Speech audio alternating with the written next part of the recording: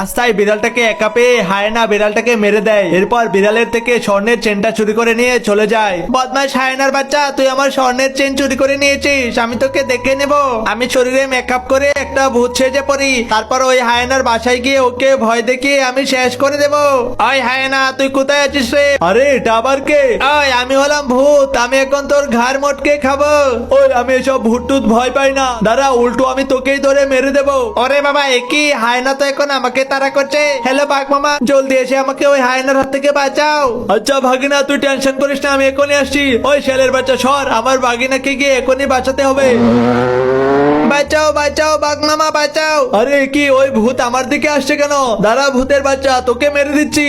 আরে বাঘ মামা, কি করলে? আমি তো কোনো ভূত ছিলাম না, আমি তো হলাম বিড়াল। আরে ভাগিনা, আমার ভুল হয়ে গিয়েছে রে, আমি তো ভূত ভেবে তোকে মেরে দিয়েছি। বাঘ মামা, ওই যে দেখো হায়না, জলদি ওকে গিয়ে মারো।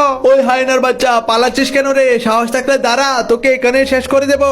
বাঘ আর বিড়াল মিলে যখন হায়নাকে দৌড়াচ্ছিল, তখন হায়না রাস্তার মাঝখানে একটা পাদ মেরে দেয়, আর পাদের গন্ধে হায়না আর বিড়াল সেই রাস্তার মধ্যে থেমে যায়। এরপর হায়না সেই জায়গায় একটা বোম মেরে বিড়াল আর বাঘকে শেষ করে দেয়। বাঘ মামা, কি হলো? তোমাকে তো নিয়ে এসেছিলাম ওই হায়নাকে শিক্ষা দেওয়ার জন্য, এখন তো আমাদের দুজনের চেহারাই কালো হয়ে গিয়েছে।